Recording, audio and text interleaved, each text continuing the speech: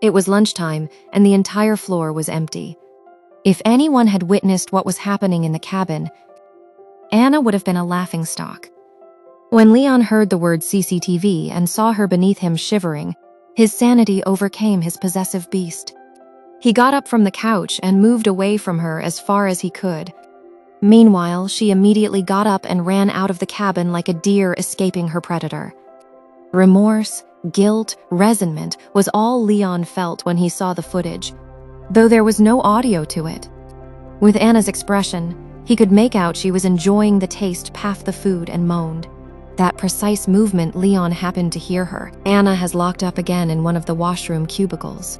Her silent tears and quivering body told of the ordeal she had just faced. Thereafter, she tried to stop her tears from falling. The more miserably it continued. She was startled when someone knocked. "Ma'am, are you okay? You are in for a long time. Should I call someone?" The housekeeping lady called out. "Yes, I am fine. I just need time, don't worry," Anna replied in her shaky voice. After a while, she came out of the cubicle and, without turning back, went straight to her home. On the way, she called Vilma to inform Shane about her not feeling well. "What happened to you? Are you feeling better now?" Vilma inquired when she went to Anna's home after office. "Yes, I am all right. I was missing Mom and Dad, and also couldn't focus on work, so come early." It was unusual for Anna to leave the office in the middle of the day, and the couple went to check on her. Anna was disturbed by Leon's attack, but she couldn't tell Eleazar or Vilma. Eleazar was a man of pride, and if he got to know how Leon felt about him, he would surely leave the office, not before punching the shit out of Leon. How Vilma will react to it is another story. "Can you stay tonight?" Anna asked Vilma, surprising the latter, who masked it with her playfulness.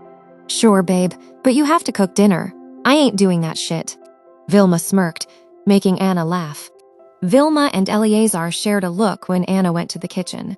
Something happened, which she is not telling. Leon knew he went overboard. He should have asked her before pouncing on her like a beast.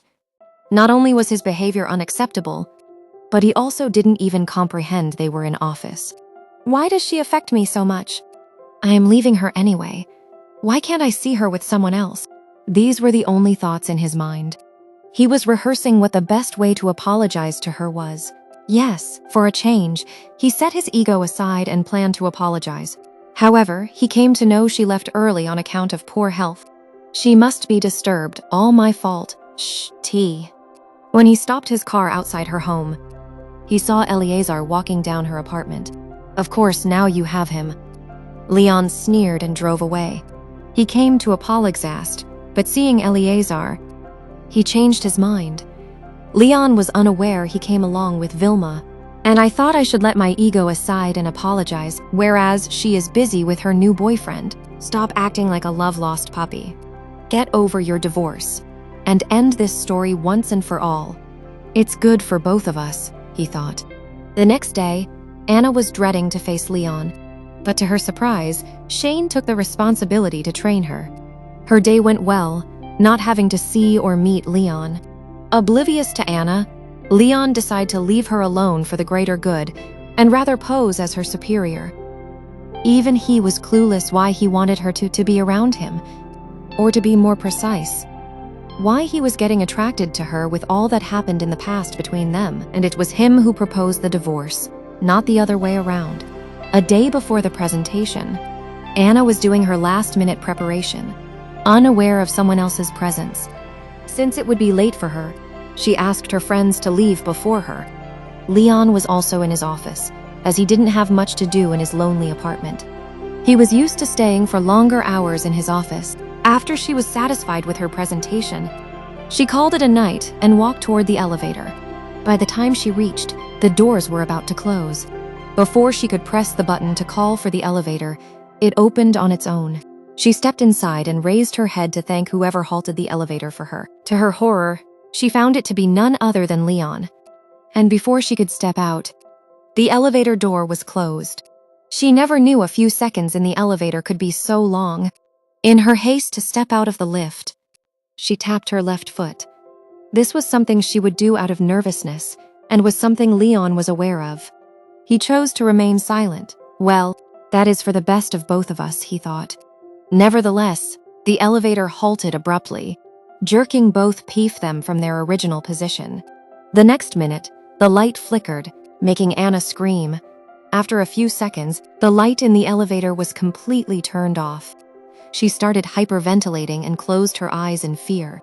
She was claustrophobic, and the darkness was fueling her misery.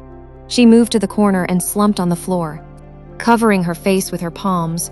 To her luck, there came a ray of hope, when Leon turned his phone's flashlight on and sat beside her. "Anna, listen to my voice.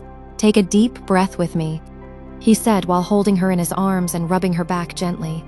She clung to his coat and buried her face in his neck. "Good, Caddy, now breathe out." Anna followed his instruction diligently, although it seemed to work as her breathing came out. As usual, she was still scared.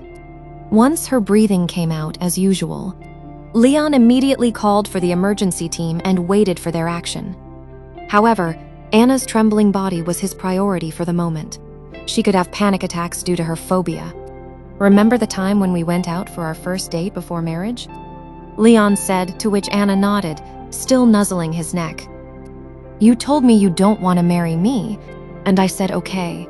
But deep down, I was scared because the moment I saw you that day, I fell in love with you, and I wanted to spend my entire life with you." Anna replied, "I thought you were forced to marry a girl like me," in her quavering voice, which went inaudible to Leon.